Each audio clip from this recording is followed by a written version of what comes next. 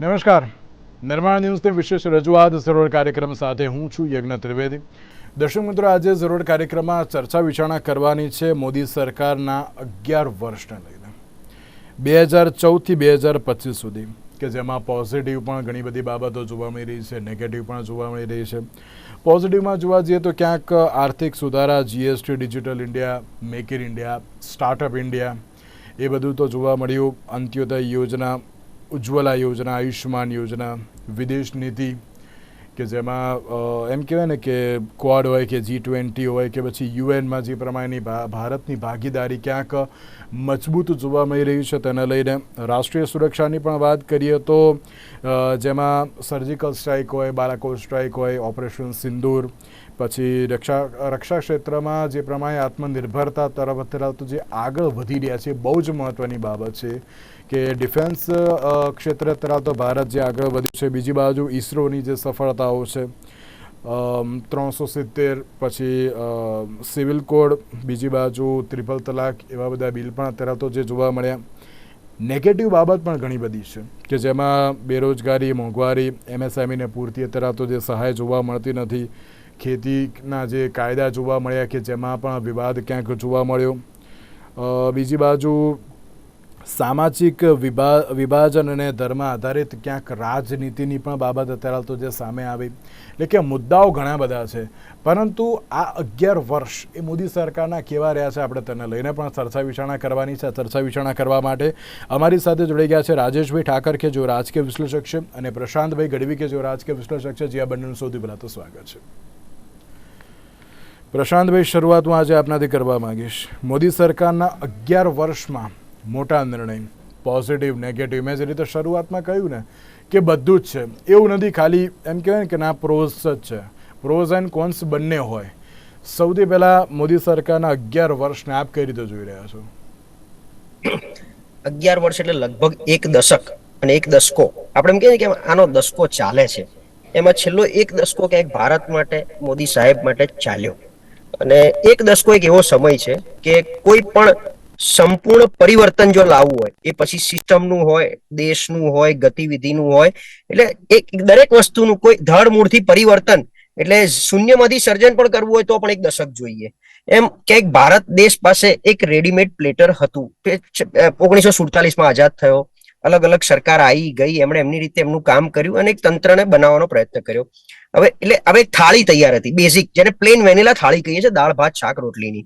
હવે એનું ગાર્નિશિંગ, એની અંદર સ્વીટ, એની અંદર ફરસાણ, ઘણું બધું કામ એવું હોય છે કે રેડી પ્લેટર ઉપર તમે વધારે સારી રીતે કરી શકો અને એનું ઇમ્પોર્ટન્સ વધારે હોય. એમ મોદી સાહેબે નીતિ વિષયક બાબતોથી લઈ, જે પોલિસીથી લઈ, ઇન્ફ્રાસ્ટ્રક્ચરથી લઈ, ઘણી બધી જગ્યાએ સુધાર અને વધાર બંને, એટલે કે વિકાસ પણ કર્યો અને ક્યાંક ને ક્યાંક ટ્રાન્સફોર્મેશન જે લાવવાનો પ્રયત્ન કર્યો. વિકાસ, આપણે જેમ કહીએ છીએ કે હિન્દુસ્તાનના રોડ રસ્તાની જે સિસ્ટમ છે, ઇન્ફ્રાસ્ટ્રક્ચર જેને કહીએ છીએ, એ દિશામાં ખૂબ જ ફોકસ હતું. બીજું, આંતરિક દ્રષ્ટિએ જો આવી જઈએ તો જિલ્લાઓમાં, રાજ્યોમાં જે કંઈ નાના મોટા સુધારની જરૂરત હતી, જેમ કે એ આયા ને એના 15 કે 25 દિવસમાં નર્મદાની ઊંચાઈનો, એટલે બંધની ઊંચાઈ અમુક મીટરમાં વધારવાનું પહેલું જ એમણે કામ કર્યું હતું. ત્યારબાદ દરેક જગ્યાએ એક સિસ્ટમને બુસ્ટ કરી. આજે ઘણી સરકારી સિસ્ટમમાં તમે જાઓ ને તો એવું કે 2014 પહેલા પરિસ્થિતિ થોડીક અલગ હતી, આજે અલગ છે. એટલે ક્યાંક સિસ્ટમ, ક્યાંક એમ્પાવરમેન્ટ. આપણે સ્પેસની વાત કરીએ છીએ તો ઇસરો વાળાને જે એમ્પાવરમેન્ટ આપ્યું છે, આર્મીને જે એમ્પાવરમેન્ટ આપ્યું છે, એટલે પછી એવિએશનની દ્રષ્ટિએ વાત કરીએ તો પહેલા આખા દેશમાં કેટલા એરપોર્ટ હતા, અત્યારે કેટલા એરપોર્ટ છે. એક રાજ્યોમાં જ્યાં મિનિમમ 8, 10, 20 એરપોર્ટ હોવા જોઈએ, ત્યાં 2 એરપોર્ટથી કામ ચાલતું હતું. હવે એરપોર્ટનો વધારો થયો છે. પ્રાઇવેટાઇઝેશન વધારી, એક તરફ ભલે પ્રાઇવેટાઇઝેશન આમ સરકારી નજરે થોડું ખરાબ છે, પણ તેમ છતાં પ્રાઇવેટાઇઝેશન વધારી લોકો સુધી એક્સેસ પહોંચાડ્યો છે. એટલે મેં કીધું કે ભારત સરકારમાં ટોટલ 40 વિભાગો કામ કરે છે. એ 40 વિભાગને બુસ્ટ કરવું, એને બજેટ નવું ફાળવવું, એ યોજનાઓ નવી લાવી, એ બજેટને વાપરવું, એટલે છેવાડાના માનવી સુધી યોજના પહોંચાડવાનો એક અથાગ પ્રયત્ન એટલા માટે કે એમને કદાચ મનસા સારી છે, જેમ આપણે આયુષ્યમાન કાર્ડની વાત કરીએ છીએ, તો મનસા સારી છે, છેક સુધી પહોંચાડવી છે, લોકો એનો લાભ લે, સારા માટે છે. હવે લાભ કેટલા લોકો લે છે, નથી લઈ શકતા, એ જ રીતે પહેલા હાઈવે કેટલા બનતા હતા, આપણે ઇન્ફ્રાસ્ટ્રક્ચર ઉપર પાછા આવી જઈએ તો હાઈવે કેટલા બનતા હતા, તો દિવસના જે કે 2 4 10 કિલોમીટર અત્યારે 35 કિલોમીટર લોકો કે છે, ભાજપના પ્રવક્તાને સિસ્ટમ પણ બોલે છે.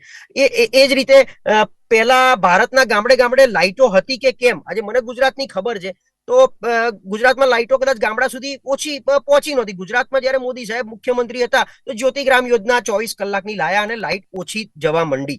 એ જ રીતે ભારતભરમાં દરેક ગામડે ગામડે પણ આ લાઇટ પહોંચાડી છે. તો એક એક વસ્તુમાં એમણે એક પ્રધાનમંત્રી તરીકે, એક દેશના વડા તરીકે અને દેશનું શાસન ચલાવનાર શાસનાધિકારી કયા પ્રકારનું કામ કરવું જોઈએ એમણે એમના પ્રમાણે પ્રયત્ન કર્યા. ત્રુટિ 100% રહે, દરેક વ્યક્તિ 100% હોતો નથી. એટલે મોદી સાહેબ મહાન છે, ભગવાન છે એવું બી નથી. એમનાથી પણ ક્યાંક નાની મોટી ચૂક રહી જતી હોય અને એ ચૂક વિરોધ પક્ષ બહુ જ સારી રીતે એમના પ્રમાણે મુદ્દા મૂકી અને એમનું ધ્યાન દોરે છે. હા, આ સરકાર સાથે ખાલી નાની મોટી તકલીફ એક જ છે કે જે થોડું જો હુકમી પ્રમાણે કામ ચાલે છે, ક્યાંક એમાં પ્રજાને પણ પીસાવવું પડે છે અને એમાં મારે ચોક્કસ નોટબંધીને યાદ કરવી પડે, કોરોનાને યાદ કરવી પડે કે નોટબંધી ખરેખર જરૂરી હતી અને હતી તો ઠોપી બેસાડી હતી. એટલે જે ઠોપી બેસાડીને કામ કરાવવાનું જયારે આવે છે, જેમ જીએસટી ની આપણે ઉદાહરણ આપ્યું, તો જીએસટીમાં આજની તારીખમાં 45 જેટલા અલગ અલગ રિફોર્મ લાવવામાં આવ્યા 2017 થી આજ સુધીમાં, અને હજી પણ જીએસટી નું પોર્ટલ સ્ટેબલ થયું નથી. વેપારીઓને તકલીફ પડે છે. તો જે ઠોપી બેસાડીને જે કામ કરાવવું હોય છે, કદાચ ભાવના સાચી, આ એક આંબો છે જે પાકશે તો મીઠા ફળ આપશે, પણ એ મીઠા ફળ સુધી પહોંચવા માટે આંબાને બહુ બધી તકલીફ પડે, આંબાની ડાળીઓને બહુ બધી તકલીફ પડે, એમ જનતા ક્યાંક નાની મોટી જગ્યાએ પીસાય છે. એની સામે 11 વર્ષમાં જો મોદી સાહેબ કરવા જેવું નથી કરી શક્યા અથવા નાના મોટા ફેલ ગયા છે, તો ડોલરની સામે રૂપિયો મજબૂત નથી કરી શક્યા. 11 વર્ષમાં પેટ્રોલનો ભાવ એક પણ રૂપિયો જે 2014માં સોંપ્યો ત્યારથી અત્યારથી એમનાથી નથી ઘટાડ્યો. કારણ કે 2014માં મને લાગે છે દેશ સોંપ્યો ત્યારે 73 74 રૂપિયા 74 રૂપિયા હતા, જે અત્યારે 94 રૂપિયા સુધી પહોંચ્યો છે. એટલે મોંઘવારી, બેરોજગારીની એક અલગ અલગ વ્યાખ્યા અલગ અલગ મોઢે હોય, કદાચ હું અલગ સમજતો હોઉં, રાજેશભાઈ અલગ સમજતા અને યજ્ઞ અલગ સમજતો હોય, એમ બેરોજગારી કૂદકે ને ભૂસકે કંઈક વધતી રહી છે. એની સામે make in India, empowerment, entrepreneurship અને હવે એઆઈ નું મિશન, આ બધું લઈને જે ચાલે છે, ક્યાંક ને ક્યાંક મને એવું લાગે છે કે એક એડમિનિસ્ટ્રેટિવ તરીકે એ જે વિઝન લઈને ચાલી રહ્યા છે, આજે નહીં તો કાલે દેશને ક્યાંક ને ક્યાંક સારી રીતે જ આઉટકમ આપશે. બિલકુલ, એક બાજુ જે રીતે આઉટકમની તો વાત કરી છે, પણ તેની સાથે એમ કહેવાય ને કે અન્ય પણ ઘણા બધા એવા મુદ્દાઓ છે કે જેને અત્યારે હાલ તો હાઇલાઇટ કરવા પણ ઘણા બધા એ જરૂરી પણ જોવા મળતા હોય છે કે જેમાં પછી જીડીપી પણ આવી જતો હોય છે, બેરોજગારીનો દર પણ અત્યારે હાલ તો આવી જતો હોય છે. બીજી બાજુ શૈક્ષણિક અને આરોગ્ય નીતિઓમાં ક્યાંક વિલંબની પરિસ્થિતિ પણ અત્યારે હાલ તો જોઈ છે. ત્યારે સવાલ પણ એ છે કે 11 વર્ષ રહ્યા કેવા. રાજેશભાઈ, આપ કઈ રીતે જોઈ રહ્યા છો આ વડાપ્રધાન નરેન્દ્ર મોદીની સરકારના 11 વર્ષની? કુછ ખટ્ટા કુછ મીઠા એવા 11 વર્ષ કહેવાય છે. કારણ કે સરકારે વહીવટી નિર્ણયો જેને કહેવાય, અને એમાંય ખાસ કરીને નીતિ વિષયક નિર્ણયો, એની અંદર નરેન્દ્ર મોદીની સરકારે ખૂબ જ સાહસી નિર્ણય કર્યા છે. એમાં બેમત નથી. દાખલા તરીકે ધારા 370 નો નિર્ણય હોય કે સીએ લાગુ કરવા માટેનો એનો પ્રયાસ હોય, એની સાથે ટ્રિપલ તલાક કાયદાની વાત હોય, વકફ બોર્ડના કાયદાની વાત હોય. હવે જે છે પહેલા સંમત નતા, પણ હવે જાતિ જનગણનાનો પણ સૈદ્ધાંતિક સ્વીકાર કર્યો છે. કેટલાક નિર્ણયો એવા છે કે જે સાપના કરંડિયામાં હાથ નાખવા જેવા હતા. એમાં રાજકીય એમને સફળતા પણ મળે, નિષ્ફળતા પણ મળે. અને આની અંદર જે નોટબંધી છે એ નિર્ણય એવો છે કે જે નિર્ણય લેવાયો હોય કેમ લેવાયો ને લેવાયા પછી એના પરિણામો શું આવ્યા એનું આજ સુધી મૂલ્યાંકન થઈ શક્યું નથી. એવી રીતે કિસાન કાનૂનની વાત છે કે જે રીતે કિસાન કાનૂન લાગુ કરવામાં આવ્યો પછી એને પાછો ખેંચવામાં આવ્યો. આ બધા વહીવટી નિર્ણયો હતા. સરકારનું મૂલ્યાંકન કરવું હોય તો આગળની સરકાર જે હતી એ સરકારના પરિવર્તન માટે શું કારણો હતા, તેનું પહેલું મુખ્ય કારણ હતું અબકી બાર મોદી સરકાર શેના માટે, તો કે બહુત હુઈ મહેંગાઈ. તો આજે મૂલ્યાંકન એ કરવું પડે કે 2014 ની અંદર અનાજના, તેલના, શાકભાજીના, રેલવેની ટિકિટના, હવાઈ જહાજના જે પણ ભાવ હોય જે નાગરિકોને સીધા સ્પર્શતા હોય એ 2014ની સ્થિતિમાં શું હતા અને આજે 2025ની સ્થિતિમાં શું છે. તો એ નારો જે આપી અને સરકારની અંદર લોકોને આકર્ષાયા હતા મત આપવા માટે, એમાં કેટલા સફળ થયા, નંબર 1. બીજી વસ્તુ હતી કે વિદેશી હુંડિયામણની બાબતમાં રૂપિયાને મજબૂત કરવાની. તો 2014ની અંદર રૂપિયો જે સ્થિતિમાં હતો એમાંથી આજે 2025ની અંદર કઈ સ્થિતિમાં છે. એનું મૂલ્યાંકન કરવું પડે. જીડીપી વિવાદાસ્પદ વસ્તુ છે, કારણ કે જીડીપી ની કેલ્ક્યુલેશનની ફોર્મ્યુલા છે, દરેક સરકાર પોતપોતાની રીતે કરી અને એને મેન્યુપ્યુલેટ કરતી હોય છે. પણ જીડીપી અને અર્થતંત્ર બે વેગવંતુ થયું છે, તેની અંદરથી રોજગારનું સર્જન કેટલું થયું એક સૌથી મોટો વિષય છે. જે વિષય હંમેશા ચર્ચામાં રહ્યો છે કે ભાઈ બેરોજગારીમાં જે દર વર્ષે રોજગારો આપવાની વાત હતી, એમાંથી કેટલી અપાઈ. રિઝર્વ બેંકની મુદ્રાસ્ફીતિની તમારે વાત કરવી પડે જો તુલના કરવી હોય 2014 અને 2025 ની. તો ચોથી વસ્તુ છે દેશની ડિપ્લોમેસી, એટલે વિદેશ નીતિની વાત કરવી પડે. તો આપણા જેટલા પણ પડોશી દેશો હતા, બાંગ્લાદેશ હોય, ભૂતાન હોય, નેપાળ હોય, શ્રીલંકા હોય, માલદીવ્સ હોય, એ દેશોની સાથે અને સાથે સાથે મહાસત્તાઓ કે જે રશિયા છે, અમેરિકા છે, એની સાથેની એક બેલેન્સ ડિપ્લોમેસી, એક બેલેન્સ રાજનીતિ, કોઈના મિત્ર નહીં, કોઈના દુશ્મન નહીં. એ સ્થિતિમાં આજે ભારત કઈ સ્થિતિમાં ઊભું છે એ તમારે એનું મૂલ્યાંકન કરવું પડે. સૌથી મોટી જે વાત છે કે ભ્રષ્ટાચાર મોટામાં મોટો મુદ્દો હતો 2014 ની અંદર, કે 2G 3G 4G જીજાજી બધા કેટલા બધા ભ્રષ્ટાચારો હતા. એ 10 વર્ષની અંદર જે ભ્રષ્ટાચારના આરોપ લગાવવામાં આવ્યા, એ 2G નો હોય, 3G નો હોય, આદર્શ કૌભાંડનું હોય, કોમનવેલ્થના હોય, એ તમામ કૌભાંડોની અંદર કેટલા કૌભાંડોને 10 વર્ષની અંદર સરકાર સાબિત કરી શકી, કેટલા લોકોને જેલમાં મોકલ્યા. એની સાથે સાથે જે ભ્રષ્ટાચારની અંદર લિપ્ત હતા એમાંથી કેટલા લોકોને તમે તમારી પાર્ટીમાં લીધા. તો એના આધાર ઉપર તમારે ભ્રષ્ટાચારમાં વહીવટની પારદર્શિતા, ઝીરો ટોલરન્સની જે વાત થાય છે, એનું તમારે મૂલ્યાંકન કરવું પડે. એની સાથે સાથે રાજકીય મૂલ્યાંકન તમે કરો તો નરેન્દ્રભાઈ એક વિરાટ નેતા તરીકે 10 વર્ષની અંદર ઉભર્યા. વિકલ્પ શૂન્યતાનું રાજકારણ એમણે રચ્યું. ત્યાં આગળ પાર્ટીની અંદર પણ એમનો કોઈ પણ વિકલ્પ આજની તારીખમાં છે નહીં, અને એ સફળતા ભારતીય જનતા પાર્ટીને પણ સાથે સાથે અપાઈ. જે રાજ્યો જેમાં ભારતીય જનતા પાર્ટી પાસે પગ મૂકવાની જગ્યા નહોતી, ત્યાં અત્યારે એમની સત્તા છે. આ એમનો રાજકીય વિજય થયો છે. પણ રાજકીય વિજય મેળવવાની જે પદ્ધતિ છે, એ પદ્ધતિ ઉપર જે પ્રશ્નાર્થ થયા છે એની ચર્ચા પણ તમારે કરવી પડે. અને એની અંદર ઇલેક્શન કમિશનની ભૂમિકા, સીબીઆઈની ભૂમિકા, ઈડીની ભૂમિકા. પહેલી વખત આ જ 11 વર્ષમાં એવું થયું કે સુપ્રીમ કોર્ટના 5 ન્યાયાધીશોએ બહાર આવી જાહેરની અંદર ન્યાયતંત્રના પ્રશ્નોને લઈ અને પ્રેસ કરવી પડી. એના પછી જે ન્યાયતંત્ર છે, ન્યાયતંત્ર ઉપર ના પ્રભાવની વાત થઈ, વિપક્ષી નેતાઓને જેલમાં મોકલવા માટેની વાત થઈ. જેલમાં મોકલાય પણ પછી કોઈ જે છે એને સજા ના થાય, તો એ બદલાનું રાજકારણ છે, એની ચર્ચાઓ થઈ. તો રાજકીય સફળતા મળી, પણ સફળતા પણ કેટલાક પ્રશ્નાર્થ લઈને. બીજી જે વાત છે ઇન્ફ્રાસ્ટ્રક્ચરની ને કોસ્મેટિક ડેવલપમેન્ટની, તો 1947માં જે સ્થિતિ હતી એ 57માં નહોતી, 57માં હતી એ 67માં નહોતી. દર દશકની અંદર ભારત જે છે એને પ્રોગ્રેસ કર્યો છે. આ ભારત ટાઈપરાઇટરથી કોમ્પ્યુટર સુધી પહોંચ્યું જ છે, ટ્રેનથી લઈને બુલેટ ટ્રેન સુધી પહોંચ્યું જ છે. કેરળની અંદર જ્યાં ક્યારેય ભારતીય જનતા પાર્ટીની સત્તાઓ નથી, કે સાઉથની અંદર જ્યાં ક્યારેય ભારતીય જનતા પાર્ટીની સત્તા નથી, એ રાજ્યોના ઇન્ફ્રાસ્ટ્રક્ચર પણ તમે જઈને જોઈ આવો તો એ તમને આંચી દેનારા છે. એટલે દરેક સરકાર જે છે એ ઇન્ફ્રાસ્ટ્રક્ચર લેવલ ઉપર પોતાના રાજ્યના બ્યુટિફિકેશન માટે અને ટ્રાન્સપોર્ટેશન વ્યવસ્થા માટે કામ કરતી જ હોય છે. હું સૌથી મહત્વ એ વસ્તુને આપું છું, જ્યારે તમે રાષ્ટ્રીય સરકારની તુલના કરતા હોય ત્યારે તમારી વિદેશ નીતિ કેટલી સફળ રહી, તમારી અર્થનીતિ કેટલી સફળ રહી, તમારી જે છે એ વહીવટ ઉપરની જે પકડ જોઈએ, જેના કારણે નાગરિકોને સીધી રાહત મળે. નાગરિકોને જોઈએ રોજગાર, નાગરિકોને જોઈએ સસ્તો ભાવ, નાગરિકોને જોઈએ એમને પીવાનું પાણી.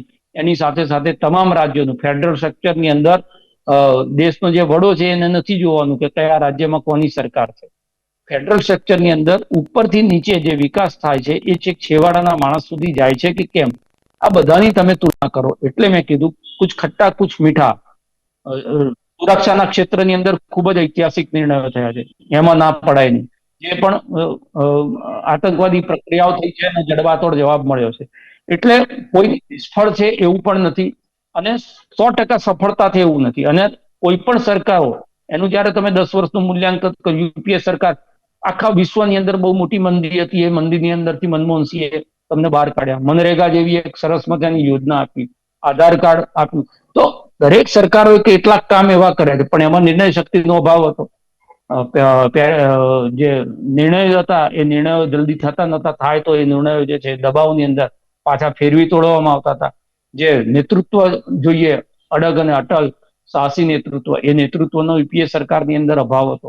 એટલે તમે તુલના કરો તો કેટલીક વસ્તુ જે છે યુપીએ સરકારની તમને સારી લાગશે અને કેટલીક વસ્તુ જે છે એ આ સરકારની સારી લાગશે. હંમેશા કોઈ પણ સ્થિતિની અંદર ઇન્દિરા ગાંધી જ્યારે પાકિસ્તાનના 2 ટુકડા કર્યા ત્યારે પણ વિપક્ષ જે છે એની આલોચના કરતો.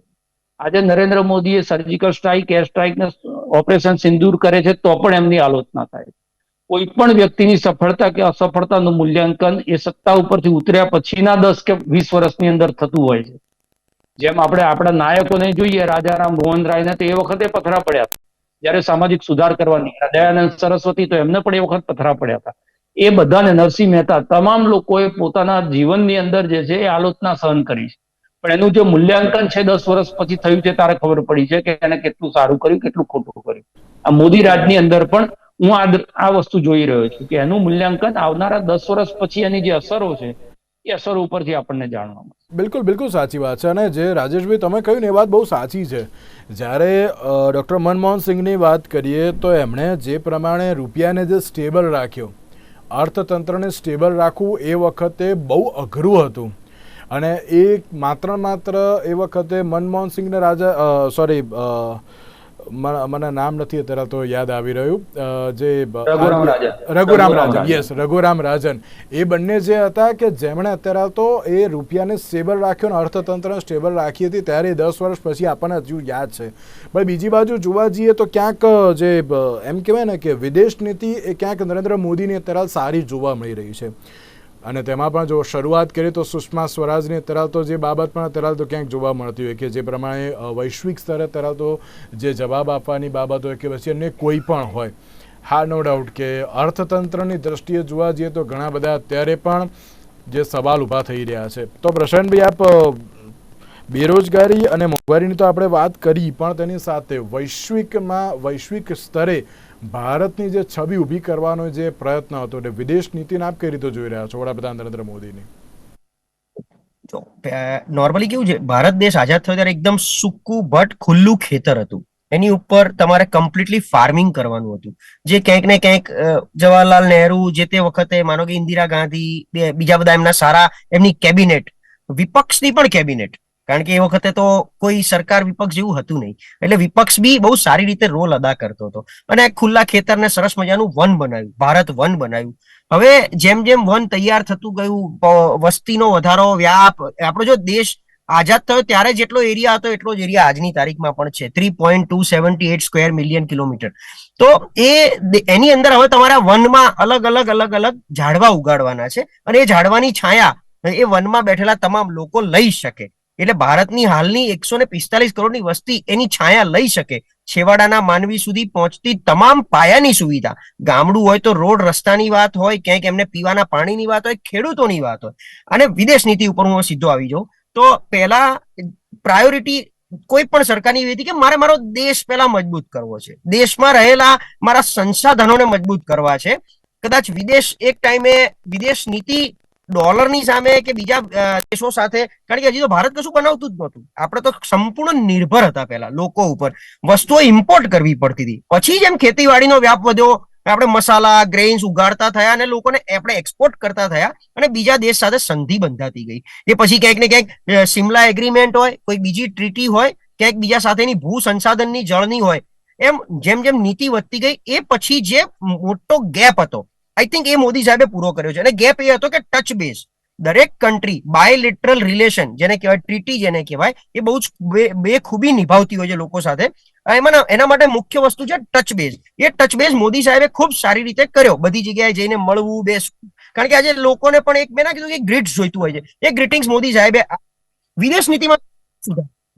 વિદેશ નીતિ તો તમે વાત કરી, પણ તેની સાથે બીજો એક પ્રશ્ન, ગરીબ કલ્યાણ, 25 કરોડ ગરીબોને બહાર લાવવાની જે બાબત પણ અત્યારે તો જે ચર્ચાઈ રહી છે, આપ તેને પણ કઈ રીતે જુઓ છો? તો હા, એટલે આપણે બીપીએલ પહેલા કેટલા હતા, બીપીએલ માંથી એપીએલ અને એપીએલ માંથી નોર્મલ કેટેગરીમાં આવવું, એટલે પર કેપિટા ઇન્કમ સુધી પહોંચવું જેની વાત છે.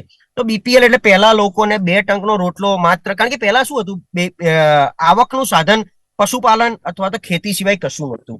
એટલે ક્યાંક ને ક્યાંક લોકો બીપીએલમાં જીવતા, કારણ કે દર વખતે સિઝન સારી આવે, દરેક પાસે જગ્યા હોય ને એટલું અન્ન પાકી શકે એવી પરિસ્થિતિ નહોતી. અને ધીરે ધીરે એ ક્યાંક ને ક્યાંક બમણી આવકની જે વાત થઈ, ખેડૂતોને કોઈ પોતાની રીતે માનો કે અત્યારે હું જોઉં છું, ભલે ખેડૂતો ખૂબ સમૃદ્ધ છે, ખેડૂત એક બાજુ ભલે વિરોધ કરતા હશે પણ સમૃદ્ધિ છે, એમની જગ્યા ક્યાંક ને ક્યાંક ઇન્ડસ્ટ્રીયલાઇઝડ થયા પછી જગ્યાનો પણ ભાવ મળ્યો, વત્તા ખેતીનો પણ ભાવ મળતો થયો. આજે એમએસપી નો આ જે કાયદા આવ્યા છે, એમએસપી માં ભલે હું કોઈ 6 થી 8% લોકો જ એમએસપી ના ભાવે, ટેકાના ભાવે ખરીદી એમનો માલ આપે છે, પણ એની સામે એ પહેલાના વચેટિયા અથવા અત્યારે સારો ભાવ ખેડૂતોને મળી રહ્યો છે. એ બધું આ જે કવર કરવાની તમે જે વાત કરો છો કે લોકોને બીપીએલ માંથી એપીએલ માં લાયા, 25 કરોડ આંકડો આપણી જોડે હજી સાચો સારો આવ્યો નથી, પણ યસ માની લઈએ કે ભાઈ 13 કરોડ લોકો, જે પહેલા 8 વર્ષ પહેલા આંકડો 13 કરોડ હતો, કે 13 કરોડ લોકો એપીએલ માં આવ્યા, બીપીએલ માંથી બહાર નીકળ્યા. તો એ દેશ માટે સારી ને ગૌરવવંતી વાત છે.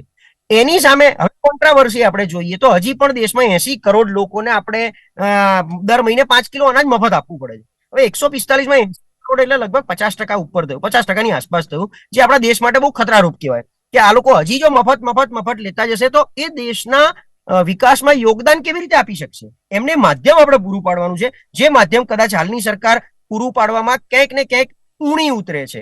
એ સિવાય મેં કીધું ખેડૂત વિકાસ, ઇન્ડસ્ટ્રીનો વિકાસ, સ્ટુડન્ટ્સની વાત કરીએ તો દરેક જિલ્લે કાં તો દરેક રાજ્યોમાં ક્યાંક ને ક્યાંક કોલેજો, મેડિકલ કોલેજોની સીટો વધવી, એટલે એજ્યુકેશનનું ફોકસ, નવી education policy, it's a national education policy, જેના લોકો એનઈપી ને ન્યૂ એજ્યુકેશન પોલિસી તરીકે ઓળખે છે. એટલે ઘણા વર્ષો 370 ઘટી, એટલે કાશ્મીરમાં પણ કંઈક એ લોકોમાં બદલાવ જોવા મળે છે.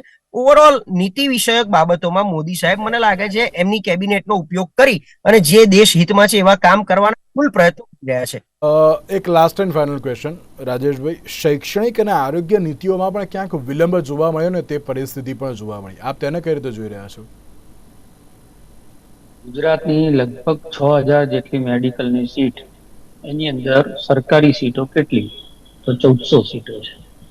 તો શિક્ષણ જે છે એનું વ્યાપારીકરણ થયું. આરોગ્ય છે એ આરોગ્યનું જે સરકારી માળખું હતું એને પીપીપી મોડેલમાં લાવી અને જે સરકારી માળખું હતું એની અંદર પણ ભાગીદારી થઈ અને એના કારણે એનું પણ વ્યાપારીકરણ થયું. એના પરિણામો આપણે જોઈ રહ્યા છીએ કે આરોગ્ય મોંઘું થયું છે અને શિક્ષણ મોંઘું થયું છે. જે બે વસ્તુ સૌથી સસ્તી હોવી એ બંને વસ્તુ આજે સૌથી મોંઘી છે. આપણે એ ગૌરવ લઈએ છીએ કે ભાઈ પહેલા ગુજરાતના છોકરાઓને એન્જિનિયરિંગ કરવા માટે બહાર જવું પડતું હતું, અત્યારે ગુજરાતમાંથી કોઈને બહાર જવું પડતું નથી, બહારથી ગુજરાતમાં લોકો ભણવા આવે છે. પણ એ એન્જિનિયરિંગ કોલેજમાંથી છોકરાઓ એન્જિનિયરિંગ કરીને બહાર પડે તેમના હાથમાં રોજગાર છે કે કેમ? એ એન્જિનિયરિંગ કોલેજોમાં ભણતી વખતે એમને એજ્યુકેશન લોન કેમ લેવી પડે છે? એમના મા બાપને દેવું કેમ કરવું પડે છે? તો વિકાસની સાથે સાથે જ્યારે દેશનો વિકાસ થાય તો એની સાથે સામાન્ય માણસ, સામાન્ય નાગરિક છે એનો પણ નિરંતર વિકાસ થવો જોઈએ. આ કેવું થયું છે કે દેશ વિશ્વની 5મી ઇકોનોમી કે 4થી ઇકોનોમી બનવા જઈ રહી છે અને બીજી તરફ દેશની અંદર 80 કરોડ લોકો છે જેને 5 કિલો અનાજ દર મહિને આપવાનું. મને વિશ્વની આપણા આગળના જે 3 કે 4 નંબરની ઇકોનોમી છે એમાંનો એક પણ દેશ એવો બતાવો કે જે 1 નંબરની ઇકોનોમી હોવાનો દાવો કરતું હોય, 2 નંબરની ઇકોનોમી હોવાનો દાવો કરતો હોય, 3ની કરતો હોય, 4ની કરતો હોય. એ દેશની અંદર 50% વધારે લોકો જે છે એ સરકારી અનાજ ઉપર નિર્ભર. આ બે જે છે વિરોધાભાસ છે. તમે વિકાસનો વિરોધાભાસ કહેવાય. એનો મતલબ એ થયો કે જે સંસાધનો છે કે જે અર્થનીતિ છે એનો લાભ કેટલાક ગણ્યા ચૂન્યા વર્ગ લે છે અને બહુ મોટો જે વર્ગ છે એ એનાથી વંચિત રહી જાય છે. એટલે આર્થિક અસંતુલન જેને આપણે કહીએ, આર્થિક અસંતુલન સામાજિક અસંતુલન લાવે. એટલે એ સ્થિતિ જે છે સ્થિતિ ના રહેવી જોઈએ. બિલકુલ, આપ બંને અમારી સાથે જોડાયા, બંનેનો ખૂબ ખૂબ આભાર. તો દર્શક મિત્રો, મોદી સરકારના જે 11 વર્ષ છે, પોઝિટિવ બાબત પણ ઘણી બધી છે, નેગેટિવ પણ ઘણી બધી જોવા મળી છે, પરંતુ આગામી સમયમાં જે રીતે રાજેશભાઈએ કહ્યું એક બાબત બહુ સાચી છે કે ના લોકો અત્યારે તો યાદ રાખે આગામી સમયમાં, તે પ્રકારની અત્યારે તો કામગીરી બહુ જરૂરી છે. હવે કેવી રીતની કામગીરી કરવામાં આવશે તો આવનારો સમય જ બતાવશે. આજના વિશેષ કાર્યક્રમમાં મને આપશો રજા. નમસ્કાર.